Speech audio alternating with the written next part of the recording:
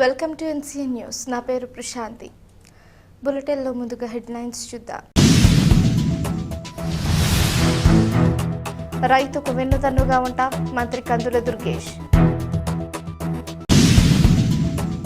ప్రజల కష్టమే తన కష్టంగా భావించే రాష్ట్ర పర్యాటక సాంస్కృతిక సినిమాటోగ్రఫీ శాఖ మంత్రి కందుల దుర్గేష్ క్షేత్రస్థాయిలో రైతులతో మమేకమై తన నికాసైన రైతు పక్షపాత వైఖరిని మరొకసారి నిరూపించుకున్నారు.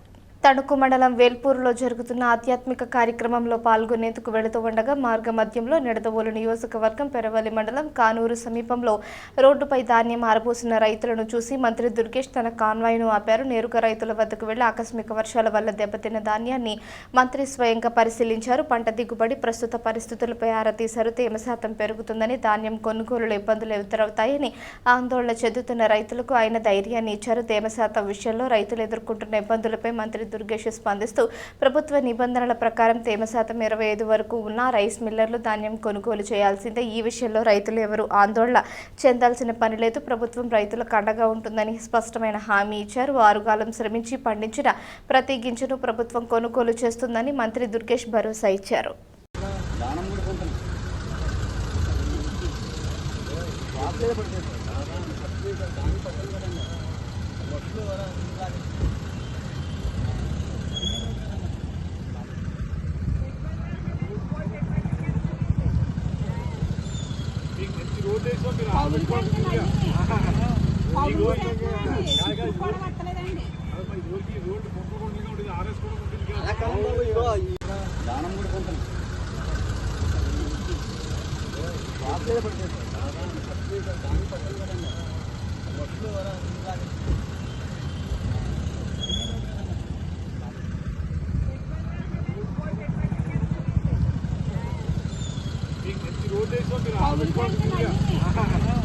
రోడ్